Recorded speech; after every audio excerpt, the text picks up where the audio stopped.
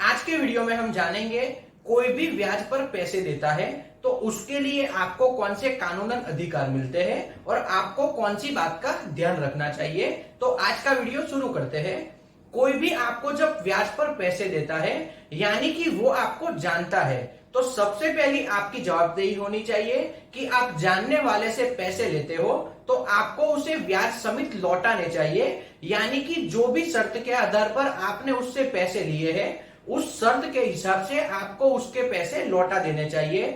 क्योंकि इसमें क्या होता है, आप एक बार उसके पैसे नहीं लौटाओगे तो उसको दूसरी बार आपके ऊपर और आपके जानने वाले के ऊपर विश्वास नहीं आएगा, तो दूसरी बार वो आपको पैसे नहीं लौटाएगा और आपकी यही एक गलती दूसरों को भी परेशान कर सकती है।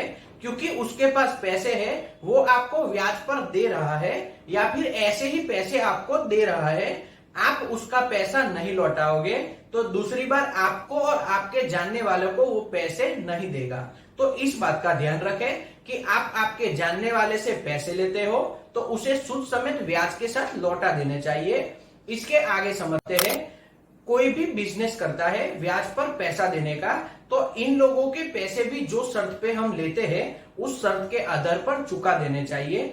क्योंकि हमने उसे बोला है यानी कि बताया है कि इतने टाइम में इतने ब्याज के साथ तेरे पैसे में लौटा दूंगा, तो हमारी जवाबदेही होनी चाहिए कि हम उसे पैसे लौटा दें। क्योंकि क्या होता है, जो भी बिजनेस करता है वो हमसे लिखवा लेता है या फिर डिपॉजिट के तौर पर चेक रखता है, तो ऐसे समय में वो अगर चेक बाउंस करेगा या फिर दूसरी तरह से पुलिस में एफआईआर करवाएगा तो आपके ऊपर केस दर्ज हो सकता है।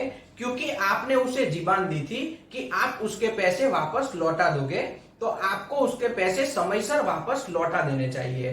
तो आपको दो बात का ध्यान रखना है, जो भी आपका जानने वाला है या फिर आप किसी के पास से जो बिजनेस करता है उसके पास से पैसे लेते हो तो टाइम पर आपको लौटा देने चाहिए। यह आपकी जवाबदेही होनी चाहिए। इसके आगे समझते हैं, जिसके पास से आप ब्याज पर पैसे लेते हो तो यह इसका बिजनेस है, तो इसके पास लाइसेंस होना चाहिए। यानी कि आपको ऐसे लोगों से पैसे लेने चाहिए जिसके पास पैसे ब्याज पर लेने का या देने का लाइसेंस होना चाहिए। तो उस हिसाब से उसके पास पूरे कागज होंगे, वो आपके पास से लिखवा लेगा। और ऐसे लोग ज्यादातर ज्यादा ब्याज नहीं लेते, क्योंकि क्या होता है, आधे अधूरे लोग ज्यादा ब्याज लेते हैं और फिर वो भी फंसते हैं और आपको भी फंसा देते हैं। तो ऐसे लोगों से आपको बचना चाहिए। जो लोग कानून के हिसाब से बिजनेस करते हैं ऐसे लोगों के पास से ही आपको ब्याज पर पैसे लेने चाहिए।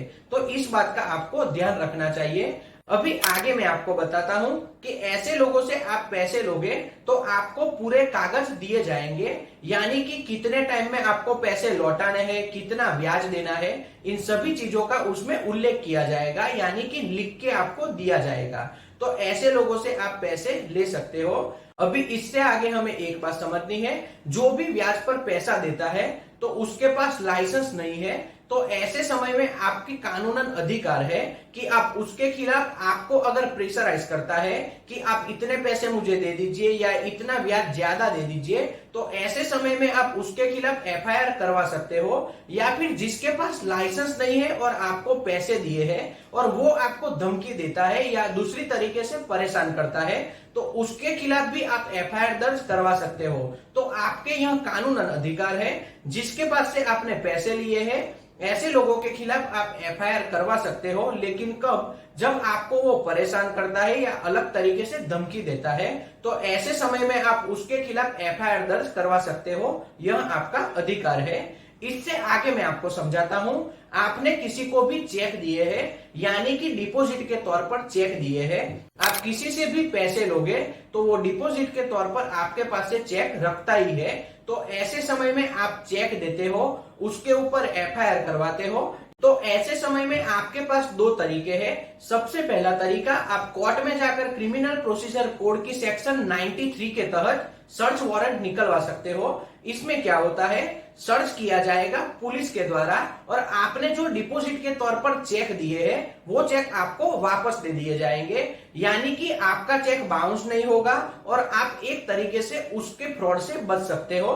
और दूसरा तरीका है कि आप आपके बैंक में एप्लीकेशन कर दीजिए और एप्लीकेशन में बताइए कि मैंने इतने चेक इस आदमी को दिए हुए हैं और इन चेकों को ब्लॉक कर दिया जाए।